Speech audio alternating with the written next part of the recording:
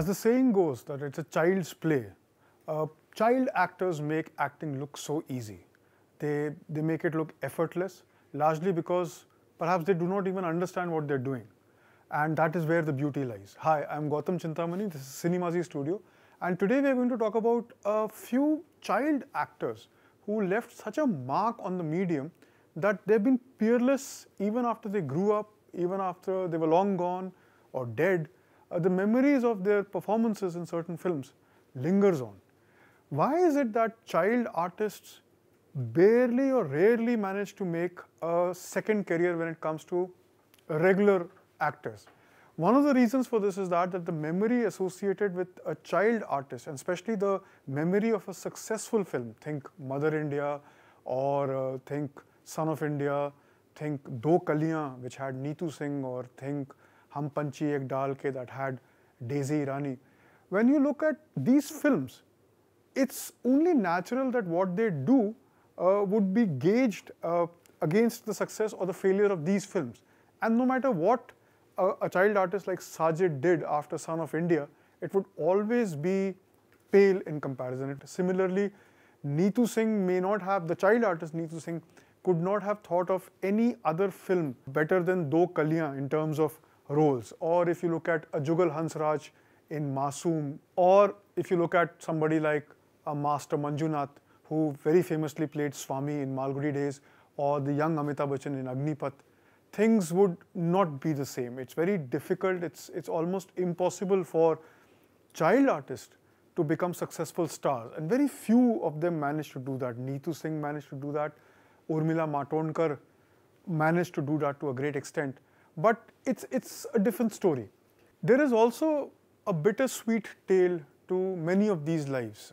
It's a story where many of these actors became the sole breadwinner for their family, and they started doing that at a very young age.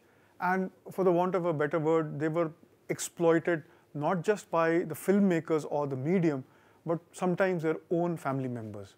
Let's take a trip down memory lane and look at some of the greatest child actors in popular Hindi films and try and see what is it about them that made them successful back then. Could they have repeated the magic today? And did they really deserve that kind of treatment of not getting a second chance when it came to playing regular roles? When Mehboob Khan decided to remake Aurat as Mother India, the casting was a tall order. Of course, there was Nargis because he could not think of anyone else playing the titular Mother India. And there were talks about Dilip Kumar trying to play the son's role, the elder son's role, which was eventually played by Rajendra Kumar. Dilip Saab wanted to play a double role of the younger son or both the sons, and there were many stories doing the rounds. But what also was pushing Mehboob Khan to think of casting and think of out-of-the-box ideas when it came to casting was the role of the young Birju. Now, this was a very important character, and Mehboob's search ended when he spotted Sajid. Born in 1951, Sajid was a regular Bombay boy. He didn't hail from an affluent family or a well-off family. And once Mehboob saw him and cast him as the young Birju in Mother India, he not only found the ideal person to play Birju, but he in many ways found the ideal son.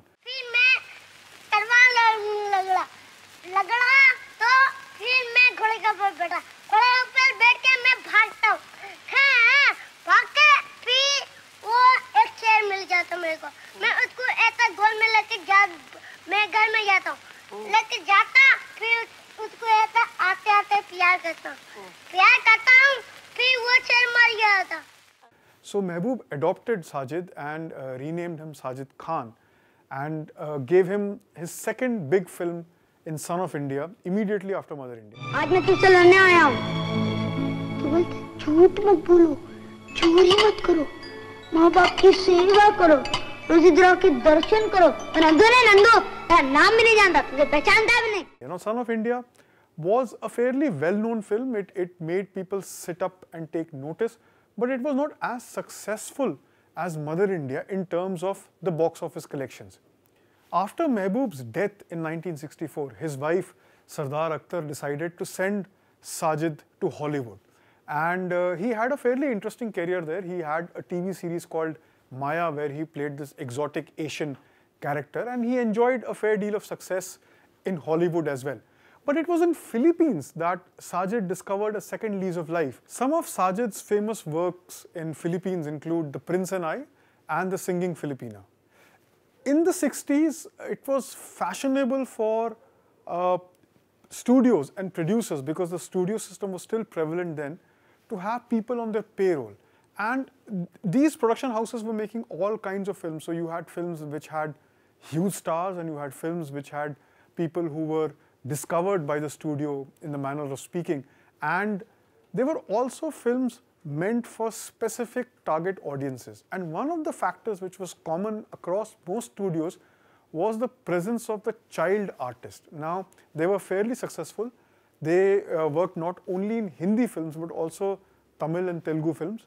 And they were interchangeable. So a lot of times you had people from Bombay working in South, and you had people from South working in Hindi films. It was the era of the Irani sisters. So both Daisy and Honey became very successful child artists. So successful that I think it was the premiere or the screening of Hum Panchi Ek Dal Ke, where Prime Minister Jawaharlal Nehru in fact broke protocol to speak to some of these child artists. And it's also a film where you can spot a young Jagdeep. बोली अपनी अपनी बोले, बोली अपनी अपनी बोले, जी बोले, जी बोले. But it was this young Miss Irani who was the center of attraction and the star. आप फिक्र ना कीजिए राजन गुरु, आज मास्टर जी आएंगे भी नहीं. क्यों? इसलिए आज उनको ये बताना है, पहले पेड़ बना या बीज. अगर आएंगे तो 4 घंटे लग जाएंगे सोचते सोचते. At the peak of their popularity, both the Irani sisters as well as Menaka, the third sister who didn't do that much of acting, was so popular that films were essentially marketed and sold on their names. They were making tons of money, and it was almost unimaginable for their mother to think that there would come a time when the girls would grow up and they would not fit in the child artist category. So in many ways, they were the hens that were laying golden eggs, and they were really exploited when it came to the working hours, when it came to things like their education suffering because they could not attend regular school. So they had to pay a heavy price. It was around this time where Sridevi had become a very popular child artist in Tamil films. இல்ல, நீங்க தான் சாமி. எங்க teacher அம்மா சொன்னாங்க, எவங்க மனசுல அன்பு இருக்குதோ, எவங்க ஏழைங்க கிட்ட இருக்க வைக்கறாங்களோ, அவங்க தான் சாமின்னாங்க. அப்ப நீங்க தானே சாமி. She was almost like the star when it came to certain productions, and especially these mythological films of the 60s, where she became the mainstay of many films. This was the period where a young Neetu Singh, whose real name was Harneet, was also discovered, and she became a hugely successful star child artist. And the parameter of success when it came to, say, the male star was a double role. So you had films like Ram Aur Sham, where Dilip Saab played that role, and then later when the film was remade as Sita or Geeta, then it was the biggest star of the day, Hema Malini, reprising that role.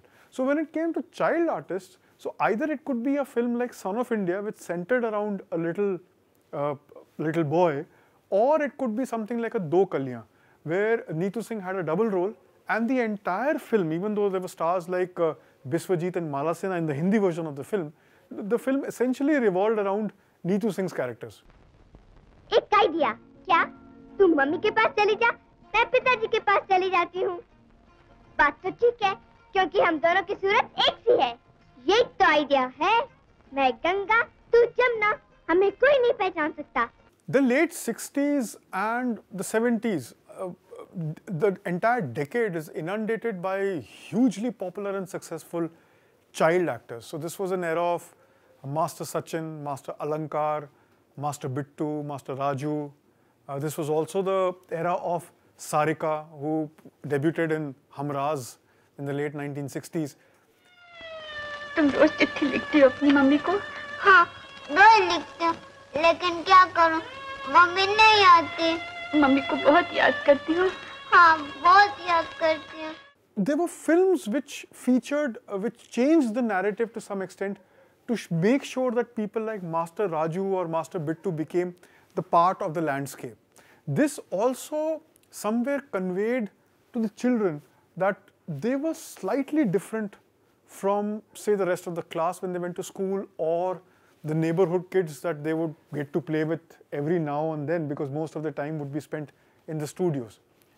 The mindset of the earning child artist somewhere changed, and you wanted to do films which were essentially designed for you. And it was not like a Neetu Singh in Do Kaliyan that a lot of these guys got that opportunity, because there were very few films made for children in that sense. So even if you had a film like Haathi Mere Saathi, which was essentially designed in a way to attract children, so that I remember having a conversation with Salim Khan, and Salim Saab told me that they decided to keep the focus of Haathi Mere Saathi screenplay centered on elements that would make children tell their parents that we want to go back and watch the film again and again.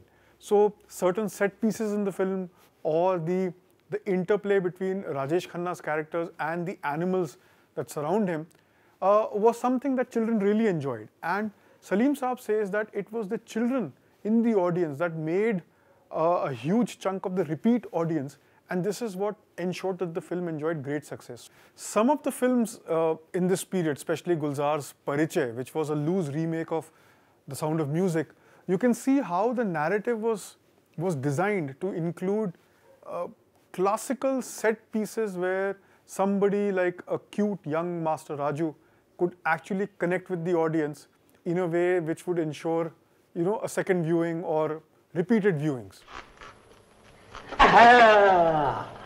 चाहिए आप गए थे, चले गए। क्यों? दीदी ने कहा है देखो। In many ways, the high point of the child actor or the child artist could be the likes of Master Sajid, or later Neetu Singh, Sachin and Alankar, or that entire gamut. But the kind of popularity that Jugal Hansraj enjoyed with the audience, thanks to the success of Masoom, and of course even Urmila Matondkar, who features in the film, was unparalleled. Jugal Hansraj became the cutest child in India, if one could use that term. आप मुझे फिर से भूल तो नहीं जाएंगे? नहीं बेटा, कभी नहीं, अब नहीं। तुम तो नहीं भूलोगे आप? मैं आपको कैसे भूल सकता हूँ? आप तो मेरे पापा हैं ना? And everybody had a sense of sympathy for him. And I remember that people who would meet, as young children who would meet each other, you would always ask that, do you have a hidden sibling somewhere who's like Jugal Hansraj from the film? But jokes aside, he became very popular, and this was also the period where television had really come into its own. And because of that, the whole advertising industry had changed, and many of these young actors became the mainstay of advertisements. So one example I can give you of that period of somebody who really became very popular with the masses despite doing a few films was Baby Guddu. I love its fresh, minty taste. Stop bad breath, fight tooth decay. Now, Baby Guddu was the face of Colgate, and she did a very few selected handful of films. Films like Samandar come to mind, but she became the darling of the masses. This was also the period where the young Master Manjunath featured as Swami in R.K. Narayan's Malgudi days, which became very popular, and then he developed his own fan base, if one were to go with the parlance of our times. किसने? मटर ने board पे लिखा पूंछ, इतनी बड़ी पूंछ। मैंने नहीं लिखा, तो इन दोनों ने लिखा। झूठा, तूने मुझे लिख के देखा? पूंछ? कौन? किसकी पूंछ? ये सब मुझे राजम की पूंछ कहते हैं। He also featured as the young Amitabh Bachchan in Agnipath, which was perhaps the highest point of his career. Report करने का था, किया, वो भी किया मैंने, पर क्या किया तुम लोग? हाँ? कुछ नहीं, इसलिए मैं किया, चला डाला पेट्रोल पंप को। There's another TV show that he did called Stone Boy, which many people don't remember, but it was shot in Mauritius, and it was very, very interesting. It had that famous five Enid Blyton kind of feel attached to it, and it was fairly enjoyable. But what also happened during this period was that one heard horror stories of how parents, in order to ensure a longer career or a longer shelf life for many of these child actors, began tinkering around with biology. So there were rumors of medication or special medication given to slow down the natural growth of many of these young actors, or if they were at a point where they could graduate to play regular roles, then they were given hormone injections or hormone supplements in order to ensure that they don't fade away from public memory. Many of these could just be stories, but there is a certain deal of truth in it because of the stories that you hear of people, of these young actors who made lots of money, but they didn't know where that money went because somebody else was managing the finances for them. And many of them also then got stuck somewhere in that identity rut where they could not get over the fact that they were popular child artists once upon a time and they are not that anymore. One such example is Master Raju. तो फिर सही कौन है और गलत कौन है? A fairly talented actor, but no matter what role you saw him in or what character you saw him play in his adult avatar. यार रवि, मेरा ख्याल है तू हार मान ही ले, क्योंकि तेरी जिन अदाओं पर लड़कियां मरती है, उन्हीं अदाओं से कोमल चिढ़ती है। अरे तू क्या आदमी है यार? You would always associate that persona or that personality with Master Raju, and it became difficult for the likes of him or say Junior Mahmood to break away from the image that they had created. Ya Allah! काले से डर गए क्या? If on the one hand, the medium was exploiting these child actors when they were planning to graduate to play regular roles, on the other hand, there were also horror stories of exploitation of all kinds that was that really made life tough for many of these actors. One example of the medium exploiting the actor was Neetu Singh, because Neetu Singh, when she was graduating from playing the child artist to regular roles, was asked to do a photo shoot that would tell the world that the adult Neetu Singh has arrived. And that photo shoot, Neetu Singh spoke about this on many occasions, and there are interviews which would still be available on the internet, where she said that the photos were in such bad taste that it's a miracle that despite being publicly available, her career did not die before it started.